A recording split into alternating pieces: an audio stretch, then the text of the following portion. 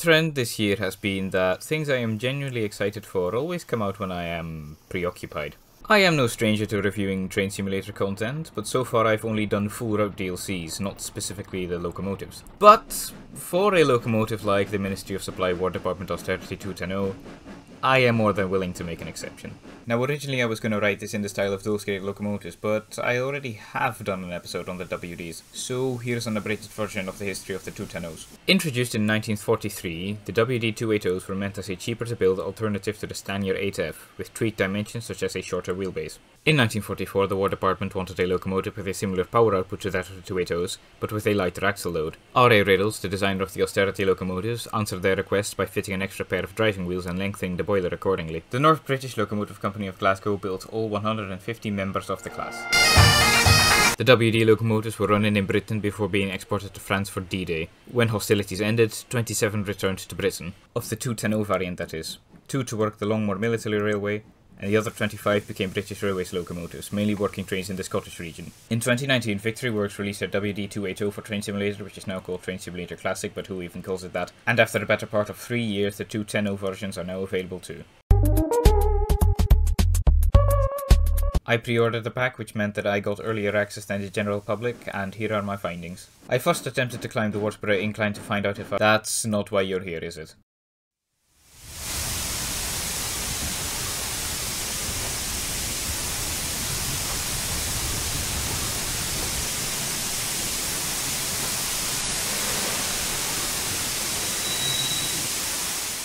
Yes, 103 examples of the WD-210s were indeed bought by the Nederlandse Spoorwegen. The NS lowered their boiler pressure to 170 psi, as they really did not have a need for locomotives as large and powerful as the 10 coupled Austerities.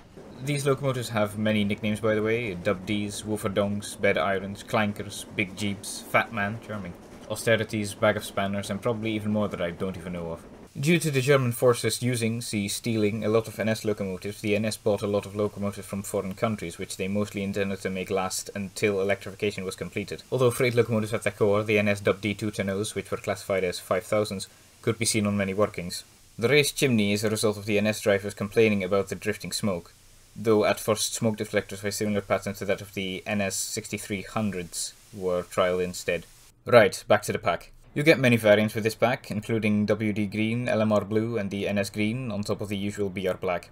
One thing to note is that with the Day 1 version of the pack, the left-hand side of the NS Green variant does not have any lining on it. I trust that this will be patched out, but this is the state I got my product in, and I will judge it as such. Quick thing to point out, the Tenders and WD 10-foot wagons in this pack are the exact same as with the 280s. So if you have both, you can have yourself an LNER or Southern 210 prototypicality be-bunged. Completely new features with this pack are loaded wharf flats with accompanying ramp wagons. Victory Works was actually very keen to show this feature off, so I want to share the experience of using it with you.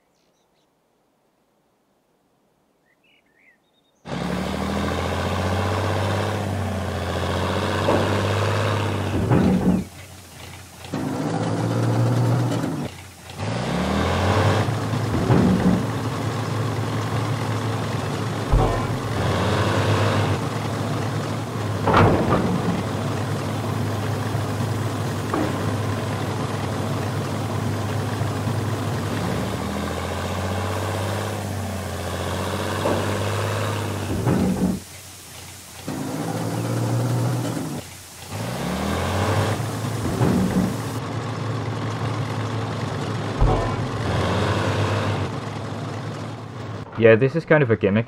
I fully understand that this is probably some TS programming wizardry, but it really loses its magic after the first tank. Even in the manual, it warns you to not try and work with the loading script unless you really know what you're doing, totally alienating the majority of people who just want to drive the best UK 210. You know, like me. Speaking of driving, the quick drive consist of this thing...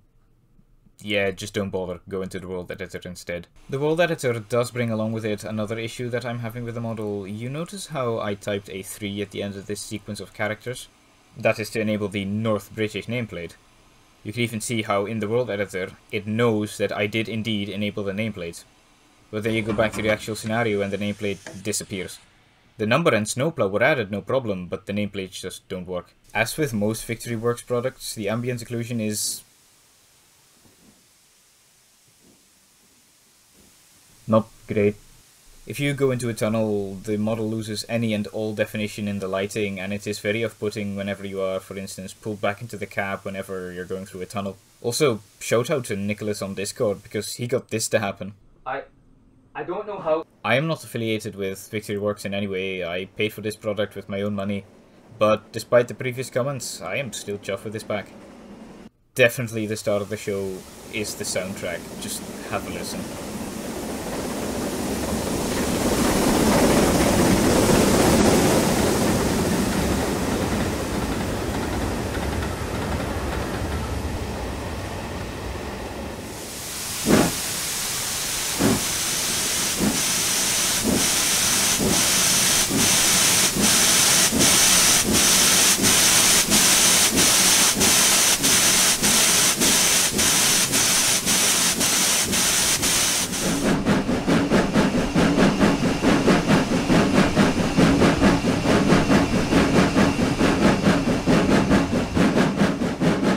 At the end of the day, this pack allows me to drive my own fictional member of the NS 5000 class. And once the NS livery gets fixed, I'll be happy as Larry.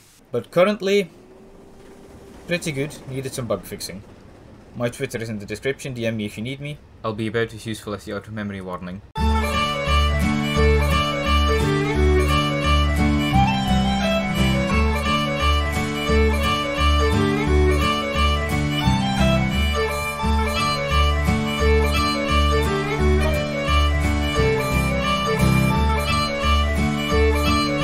And I still don't know how to fix the Sanders. God damn it!